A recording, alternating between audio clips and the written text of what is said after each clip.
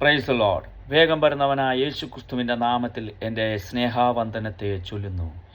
ഇന്നത്തെ ചിന്തയ്ക്കായിട്ട് ദൈവവചനത്തിൽ നിന്നും എന്നെ ചിന്തിപ്പിച്ചത് നിങ്ങളായിട്ടുമായി ദൈവകൃപയിൽ ആശ്രയിച്ച് ഷെയർ ചെയ്യുവാൻ ഞാൻ ആഗ്രഹിക്കുന്നു. പരിശുദ്ധാത്മാവ് ഹല്ലേലൂയ ഇന്ന് നമ്മുടെ മധ്യേ പ്രവർത്തിക്കുവാൻ ഇടയായിത്തീരട്ടെ. വെള്ളത്തിൻ്റെ മീതെ ദൈവത്തിൻ്റെ ആത്മാവ് പരിവർത്തിച്ചതുപോലെ നമ്മുടെ ജീവിതത്തിലും ദൈവാത്മാവിൻ്റെ പരിവർത്തനം ഉണ്ടാകുമാറാകട്ടെ.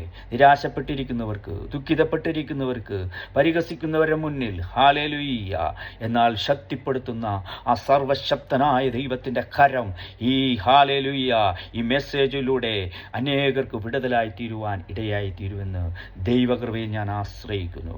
ഹല്ലേലൂയ. ദൈവവചനം വായിക്കുന്നവനും കേൾക്കുന്നവരും ഇതനുസരിക്കുന്നവനും ഭാഗ്യവാനാകുന്നു. ഹല്ലേലൂയ. ഈ വചനത്തിൻ്റെ ശക്തി ഏതവസ്ഥയിൽ നിൽക്കുന്നവർക്കും ഏതവർക്കും മേലും ഹല്ലേലൂയ പ്രവർത്തിക്കുവാൻ കഴിയുന്നവനാണ്.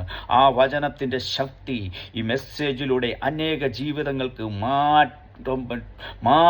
മാറ്റുന്ന ഒരു ദൈവശക്തിയായി തീരട്ടെ. എന്നെ ചിന്തിപ്പിച്ചത് മർക്കോസിന് എഴുതിയ 3:32. ഹല്ലേലൂയ. കർത്താവിനോട് ചോദിക്കുന്നുണ്ട്, നീ ആർ? നിനക്ക് എങ്ങനെ ഈ വീര്യപ്രവർത്തികൾ കിട്ടി?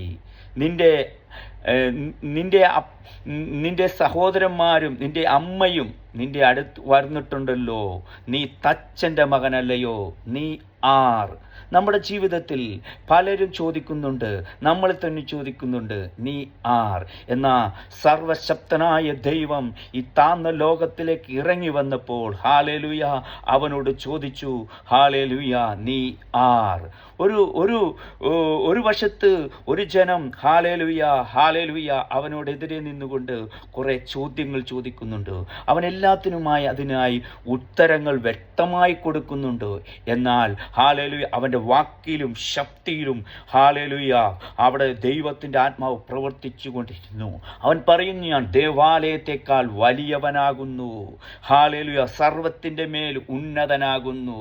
ഹല്ലേലൂയ കാറ്റും കടലും ഇവനെ അനുസരിക്കുന്നു. മർക്കോസ് 4:41 പറയുന്നുണ്ട്, ഹല്ലേലൂയ ഇവൻ സർവത്തിൻ്റെയും അധിപതിയാകുന്നു. ഹല്ലേലൂയ. കൊലോസ്യർക്ക് എഴുതിയ ലേഖനം എന്നെ ചിന്തിപ്പിച്ചത്, ആ ലേഖനത്തിൽ നിന്ന് ചില വാക്കുകൾ പറഞ്ഞുകൊണ്ട് ഹല്ലേലൂയ നിങ്ങൾക്ക് ധൈര്യപ്പെടുത്തുവാൻ, നാം സേവിക്കുന്ന ദൈവം ആറ് സർവശക്തനാണെന്നുള്ളത് ലേഖനകർത്താവായ പൗലോസ് പരിശുദ്ധാത്മാവിൻ്റെ നിയോഗത്താൽ എഴുതപ്പെടുകയാണ്. അവനിൽ നമുക്ക് അവിടെ കൊലോസ്യർ 1:14 അവനിൽ നമുക്ക് പാപമോചനമെന്ന വീണ്ടെടുപ്പുണ്ട്. അവൻ അദൃശ്യനായ ദൈവത്തിൻ്റെ പ്രതിമയും സർവ സൃഷ്ടിക്കും ആദ്യജാതനും, സ്വർഗത്തിലുള്ളതും ഭൂമിയിലുള്ളതും ദൃശ്യമായതും അദൃശ്യമായത്, സിംഹാസനങ്ങളാകട്ടെ, കർത്തൃത്വങ്ങളാകട്ടെ, വാഴ്ചകളാകട്ടെ, സകലതും അവൻ മുഖാന്തരം സൃഷ്ടിക്കപ്പെട്ടുമിരിക്കുന്നു, അവനായിട്ടും സൃഷ്ടിക്കപ്പെട്ടിരിക്കുന്നു. അവൻ സർവത്തിനും മുൻപേ ഉള്ളവൻ, അവൻ സർവത്തിൻ്റെ ആധാരമാകുന്നു. അവൻ സഭ എന്ന ശരീരത്തിൻ്റെ തലയാകുന്നു. അവനിൽ സർവസമ്പൂർണതയും വസിക്കുമാറ് അവൻ ക്രൂശിച്ചൊരിഞ്ഞ രക്തം കൊണ്ട് അവൻ മുഖാന്തരം സമാധാനമുണ്ടാക്കി. ഭൂമിയിലുള്ളതും സ്വർഗത്തിലുള്ളതും സകലത്തെയും അവനെ കൊണ്ടും നിരപ്പിപ്പാൻ പിതാവിന് പ്രസാദം തോന്നി. എത്ര ശ്രേഷ്ഠമായ വാക്യമാണ്! അവൻ സർവ സൃഷ്ടിക്കും ആദ്യജാതനാകുന്നു. അവൻ ക്രൂശിച്ചൊരിഞ്ഞ രക്തം കൊണ്ട് ഹല്ലേലൂയ സമാധാനമുണ്ടാക്കി. ഈ വചനം കേൾക്കുമ്പോൾ നമ്മുടെ ജീവിതത്തിൽ കർത്താവായ യേശുക്രിസ്തു ഈ ഭൂമിയിലായിരുന്നപ്പോൾ ആ കർത്താവായ യേശുക്രിസ്തുവിനോട് ചോദിച്ചു, നീ ആർ? നീ ആർ? എന്നാൽ സെരുബലേനോട് ചോദിക്കുന്നു, നിന്റെ മുന്നിൽ നിൽക്കുന്ന ആ മഹാപർവ്വതമേ നീ ആർ. നമ്മുടെ ജീവിതത്തിലും പലവിധമായ ചോദ്യങ്ങൾ നമ്മുടെ ജീവിതത്തിൽ വെളിപ്പെടുവാനിടയായി തരും. നീ ആർ. ഞാൻ സേവിക്കുന്ന ദൈവം ഹല്ലേലൂയ എന്നെ വിടിവിക്കുന്നതായിട്ട് കരയുന്നു. ഈ മെസ്സേജ് കേൾക്കുമ്പോൾ നമ്മുടെ ചോദ്യങ്ങൾക്കൊരു മറുപടിയുണ്ട്. ഞാൻ സേവിക്കുന്ന ദൈവം ആര്? എന്നെ വിടിവിക്കുന്നവനാണ്. അവ സർവാധിപതിയാണ്. അവൻ സർവത്തിൻ്റെ ഉടയവനാണ്, സർവത്തിൻ്റെ കാരണമാണ്, സർവത്തിനും മുൻപേ ഉള്ളവനാണ്. അവൻ സഭ എന്ന ശരീരത്തിൻ്റെ തലയാകുന്നു. അവനിൽ സർവസമ്പൂർണതയും വസിക്കുമാറ് അവൻ ക്രൂശിച്ചൊരിഞ്ഞ രക്തം കൊണ്ട് അവൻ മുഖാന്തരം സമാധാനമുണ്ടാക്കി അവനെ കൊണ്ടും തന്നോടും നിരപ്പിപ്പാൻ പിതാവിന് പ്രസാദം തോന്നി. കണ്ട, അവിടെ അങ്ങനെ എഴുതി വെച്ചിരിക്കുന്നു, ഭൂമിയിലുള്ളതും സ്വർഗത്തിലുള്ളതും സകലത്തെയും അവനെ കൊണ്ട് നിരപ്പിപ്പാൻ പിതാവിനും പ്രസാദം തോന്നി. ഈ ദൈവവചനം നമ്മുടെ ഉള്ളിലേക്ക്, ചില ജീവിതങ്ങളിലേക്ക് വ്യാപരിക്കട്ടെ. അവനാരാണ്? അവൻ സഭ എന്ന ശരീരത്തിന്റെ തലയാകുന്നു. Hallelujah, hallelujah. യാക്കോബസ്തലൻ പറയുന്നത് ഹല്ലേലൂയ 1:12, പരീക്ഷ സഹിക്കുന്ന മനുഷ്യൻ ഭാഗ്യവാൻ, അവൻ കൊള്ളാവുന്നവനായി തെളിഞ്ഞ ശേഷം കർത്താവ് തന്നെ സ്നേഹിക്കുന്നവർക്ക് വാഗ്ദത്തം ചെയ്ത ജീവകിരീടം പ്രാപിക്കും. പരീക്ഷിക്കപ്പെടുമ്പോൾ താൻ ദൈവത്താൽ പരീക്ഷിക്കപ്പെടുന്നത് ആരും പറയരുത്. ഓരോരുത്തരും പരീക്ഷിക്കപ്പെടുന്നത് സ്വന്തം മോഹങ്ങളിൽ ആകർഷിച്ച് വശീകരിക്കപ്പെടുകയാവുന്നു.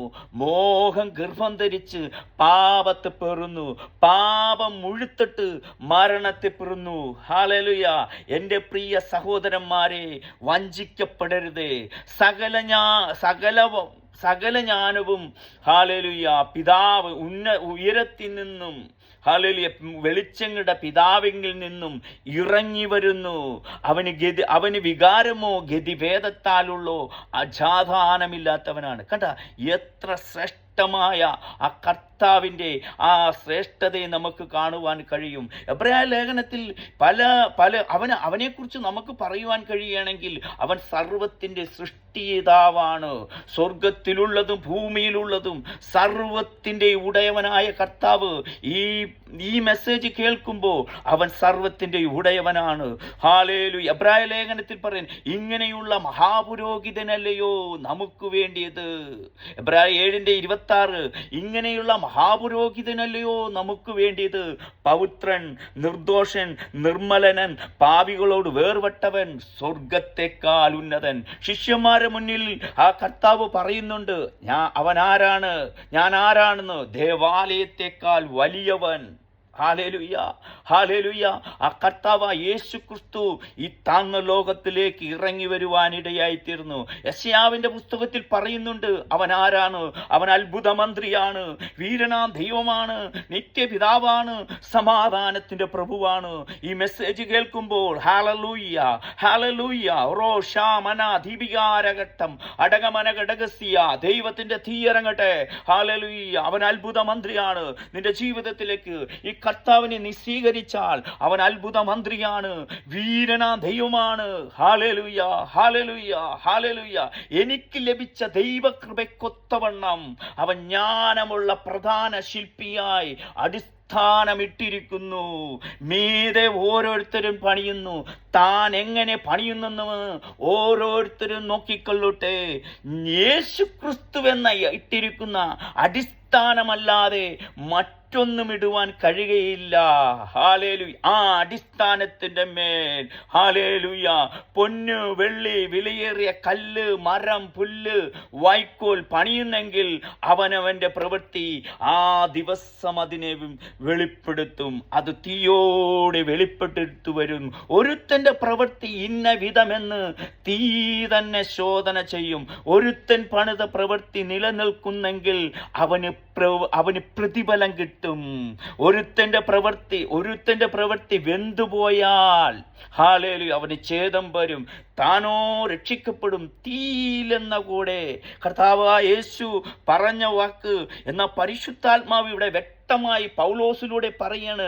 നമ്മുടെ ജീവിതത്തിൽ നമ്മുടെ പണികളെക്കുറിച്ചു കർത്താവായ യേശു ക്രിസ്തു ഈ ഭൂമിയിൽ ആയിരുന്നപ്പോൾ അവൻ ചെയ്ത പ്രവൃത്തികളും അവൻ പറഞ്ഞ വാക്കുകളും ഇന്ന് ജീവനേറിയതായിരിക്കുന്നു. അവൻ ജീവനുള്ള കല്ലാണ്. ഈ ജീവനുള്ള കല്ലിൻ്റെ അടുക്കൽ വന്നിട്ട് നിങ്ങളുടെ ജീവിതത്തിലും ജീവനുള്ള കല്ലുകളായി തീരും.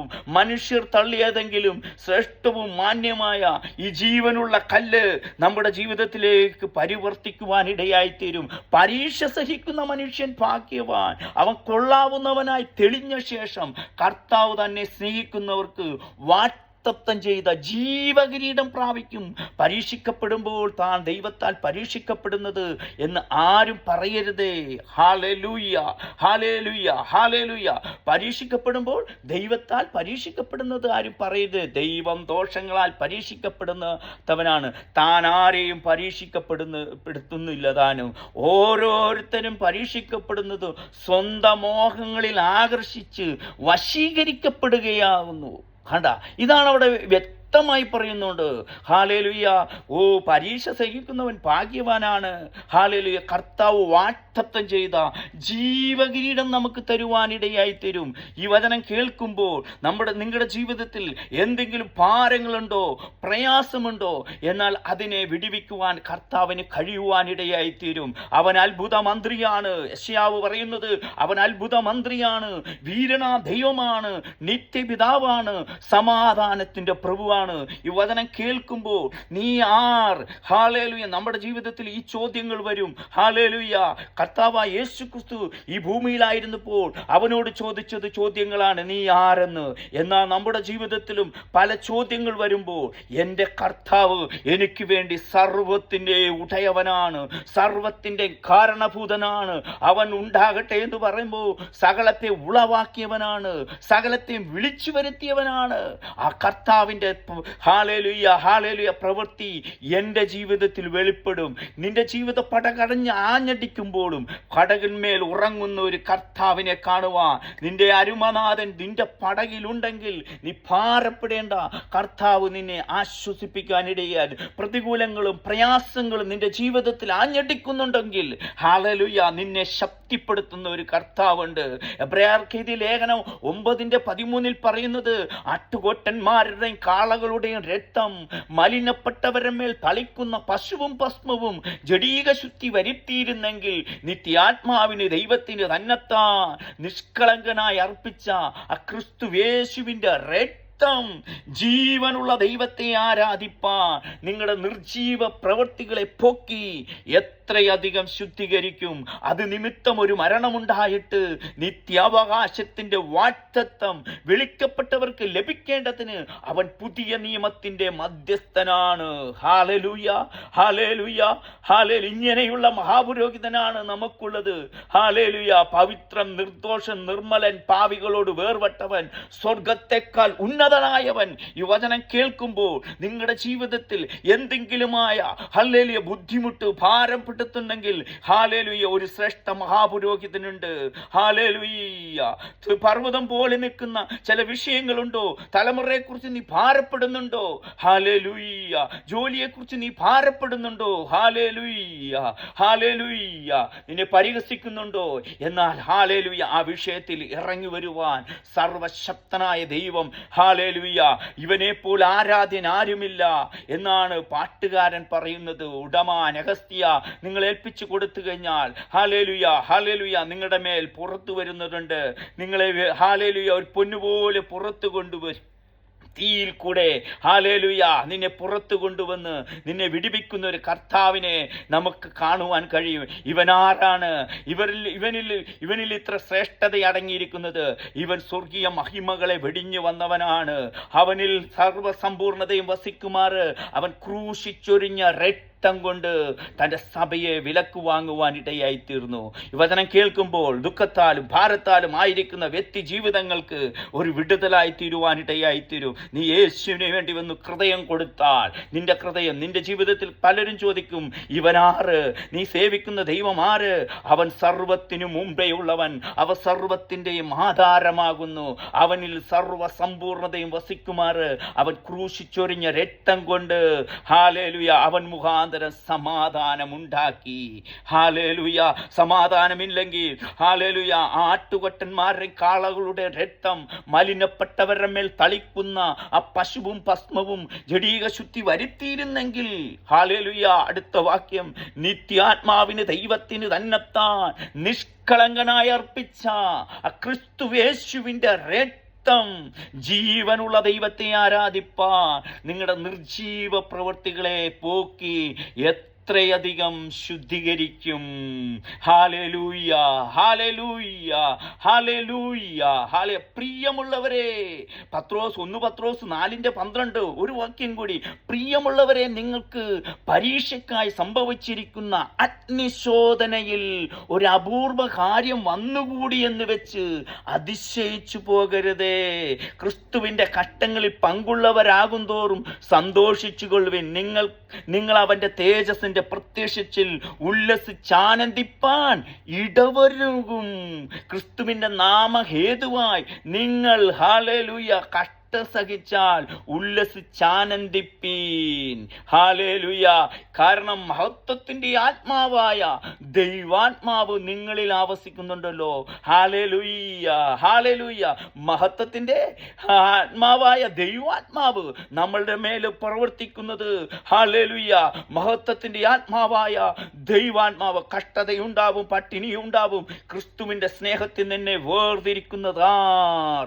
കഷ്ടതയോ, ഹല്ലേലൂയ, ഹല്ലേലൂയ, കഷ്ടതയോ പട്ടിണിയോ നിന്നയോ പരിഹാസമോ ഇവയൊന്നും, ഹല്ലേലൂയ, സങ്കടമോ ഉപദ്രവമോ ഇവയൊന്നും ക്രിസ്തുവിന്റെ സ്നേഹത്തിൽ തന്നെ വേർതിരിക്കുവാൻ കഴിയില്ല.